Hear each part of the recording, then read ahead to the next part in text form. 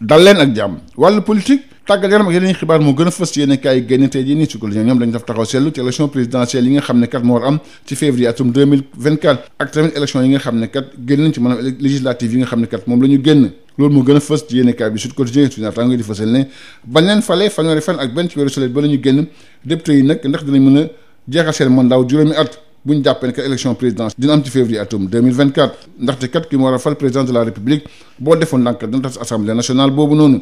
ñu des ba tey ci wàllu politique yéen kaay bi di la Soleil di fësal ne intercoalition Yewwi ak Wallu nag nee na ñoom duñ jëm ca conseil constitutionnel ngir rek ñaxtu wàllu résultat yi nga xam ne comme jotee ci élection législative yooyu noonu. ginnaaw nag ñoom ba ñu jàppee ne kat am na ñuy daal yoo xam ne gisoon nañ ko ci wàllu urne yi ci fu ci mel ni fële ca Matam Kanel ak tamit Ranérou ñoom kat nee nañ wóoluwuñ li nga xam ne kat moom mu nekk conseil constitutionnel ndaxte kat ñoom dañoo jàng faral nag ñi ànd ak nguuru Macky Sall Sud Quotidien ne kat loolu dellu ginnaaw la ginnaaw kat ba duutee baaraam tuuma ne amoon nag ay urne yoo xam dañ ko feccali woon fële nag ca Matam Ranérou Ferlo ak tamit ca Kanel ñoom kat dañ jàpp ne loolu dellu ginnaaw leen nirool kàddu yi ñu ko sol dem ci ab conférence de presse ci loolu sax yëkkati nañ ci ay kàddu nag jëm ci wàllu au conseil des collectivités territoriales élection yi war a am na ñeenti fan ci weeru septembre nee na ñoom kat duñ ci bokk tey duñ ci bokk ëllëg li ni mel te moo gën a fës ci yéenekaay bi di l'info ba tey ci yéenekaay boobu kii di Déthié Fall nekk mandataire bu Yewwi Askan Wi yëkkati ci ay kàddu nee na kat xalaatul mukk rek ñu bokk ci loo xam ne amul askan wi benn njëriñ ndaxte kat dañ ko def ngir rek lekk koppar ci waxtu woo xam ne Sénégal mu ngi ci ay jafe-jafe bokk na ci wàllu mbënn mi ak tamit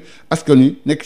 ci guddi goo xam ne ba setagul la li ni mel tam la Cheikh Tidiane Dièye daal di yëkkati nee na kër googu kat amul benn njëriñ budget bi fukki milliards kat am na foo xam ne xëjoon na fa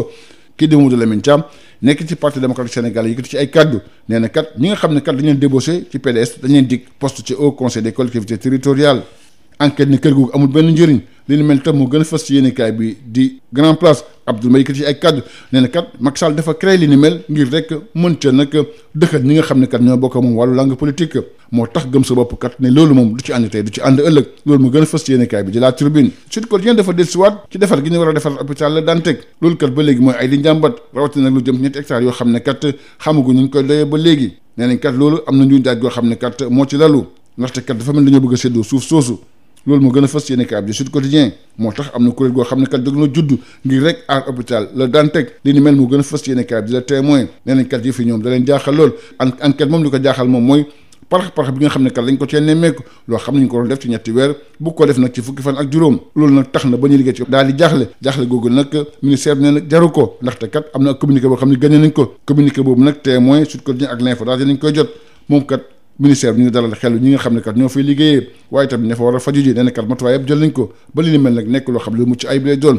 maanaam kenn du ci am benn jafe-jafe ko rawatina étudiants yi nga xam ne kat ñoo fay jàng ak tamit war faa def ay gëstu ak ñi nga xam ne kat ñoo fay dem di faju ci wàllu tàggat yaram coupe du monde 2022 coup d'envoi bi dinañ ko amal nag ñaar fukki fan ci weeru novembre ndaxte kat dañoo indi ak topp ci wàllu calendrier bi yéeni kat bi sal di fësal ne fi mu toll ni kat match d'ouverture bi dina am ñaar fukki fan ci weeru novembre diggante nag Équateur ak Qatar pays hôte Sud Quotidien li ni mel tam la fësal ci xëtam mu njëkk nee na kat am na coppati goo xam ne nemmeeku nañ ko ci wàllu calendrier bi yéeni kat bi vrai journal di bañu ne Sénégal nag ak Pays-Bas lu ñu football ci match d'ouverture bi fi mu toll nii kat diggante Qatar lay doon ak tamit Équateur ba tey ci wàllu tàggat yaram Sud Quotidien di fësal ne confédération africaine bu football nag dëggal na démb lancement bu super ligue africaine war a am na ci août atum 2023 ba nag mai atum 2024 di loo xam ne kat am na solo trop yéenekaay bi moo ko ci yokk afro basket U18 yéenekaay bi di fësal ne ginnaaw nag ba mu lëmbaajee poule A bi Sénégal war a sëgg ak Angola tey jii ci wàllu quart de finale yi Sénégal ak Angola nag ku ci gagné nga dem ci wàllu demi-finale loolu Sud Quotidien moo ko ci yokk ci wàllu lamb ci waxtaan woo xam ne seq na ko suñu naataangooy directeur technique bu Fass Ndakaaru di Abdou Gueye nekk rek ci Mbaye Gueye ci premier tigre de Fass nee na kat Gris Bordeaux dafa war a créer écurie boppam ndaxte kat mu nekk ci écurie boo xam ne yow wóolu woo ci kenn yéeni kat jul tey mooy dafa dellusiwaat ci combat boobu diggante Gris Bordeaux ak tamit Balla Gaye 2 lan moo nekk la nekk njeexitalu mbëri ginnaaw bi nga xamee ne kat Balla Gaye 2 daal na Gris Bordeaux mbokk yi jaa nga jëf beneen incha allahu rabbi. Bonjour à tous. La politique, le sport et d'autres sujets sont développés dans les journaux ce jeudi. Sud Quotidien s'arrête sur la tenue de l'élection présidentielle au mois de février 2024. La 14e législature en danger, c'est le titre qui barre la une du journal. Selon mon confrère,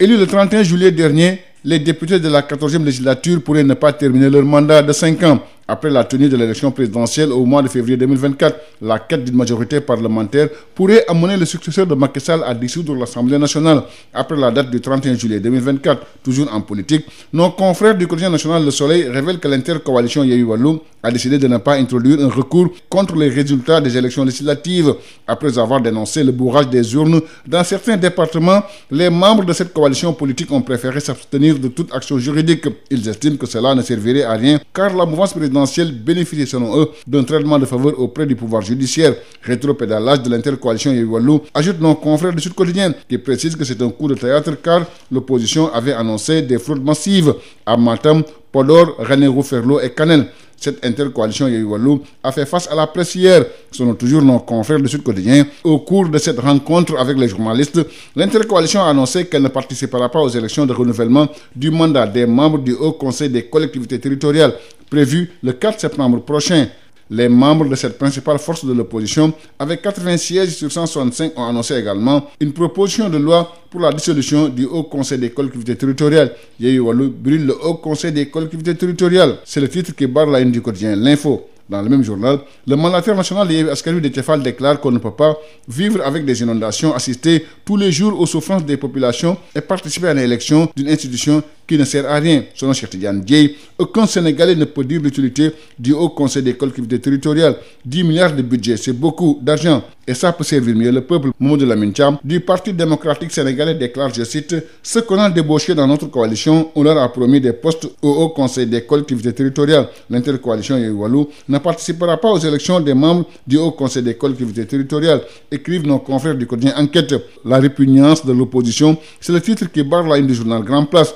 L'ancien Premier ministre Abdoul Mbaye déclare que c'est un refuge d'emplois fictifs pour la clientèle politique de Macky Sall. L'intercoalition Yewwi Wallu et Gëm Sa Bopp boycott, ajoutent nos confrères de Libération, contestés de part et d'autre par l'opposition, renchérit La Tribune. Selon Sud Quotidien, la réhabilitation de l'hôpital de Dantec continue de soulever des interrogations pour ce qui concerne les 3 hectares de la structure qui ne seraient pas utilisés par le nouvel édifice, alors qu'un collectif suspecte un deal de gros bonnets. Certaines indiscrétions évoquent une manne financière qui serait partagée entre différents responsables de l'hôpital. Dans le quotidien Le Témoin, un collectif dénonce une décision visant à liquider l'hôpital. Selon Enquête, ce qui aurait pu se faire en 3 mois se fera finalement en moins de 15 jours. L'évacuation de l'hôpital de Dantec pour les besoins d'une reconstruction à la place des malades et personnels dans l'angoisse devant une situation inédite. Sur le même sujet, le ministère de la Santé et de l'Action sociale apporte des précisions. Dans un communiqué parvenu au Témoin, Sud Quotidien et L'Info, il informe que dans le cadre de la reconstruction de l'hôpital de Dantec,